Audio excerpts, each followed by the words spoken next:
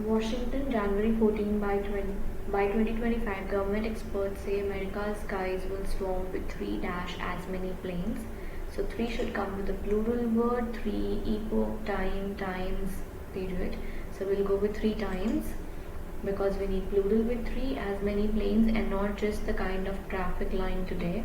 There will be dash of tiny jets seating 6 or fewer at airline altitudes.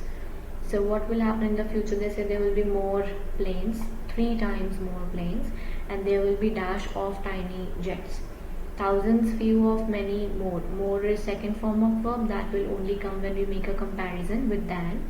Many does not come with of, like we say there are many students in the class. We won't say there are many of students in the class. And few is used in a bit negative context, and you want to say not many, then we'll say few will be there.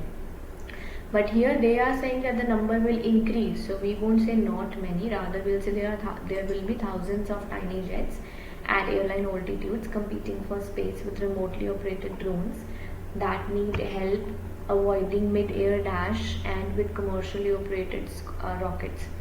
So there will be drones to help avoiding mid-air crash, smash, collisions, accident. So there is not going to be only one crash or one accident, but they are generally saying that to avoid the mid-air accidents. But we need plural because we are generalizing.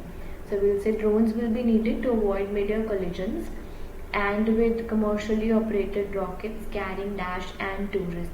So this word is plural, the previous one should also be plural, and satellites is the only plural option. So we'll say carrying satellites and tourists. And also out of these things, satellites is a thing that will be carried into space rather than food, fuel and light. And collisions, if you don't know the meaning, collision will also be two things bumping into each other is collision, just means like accident only.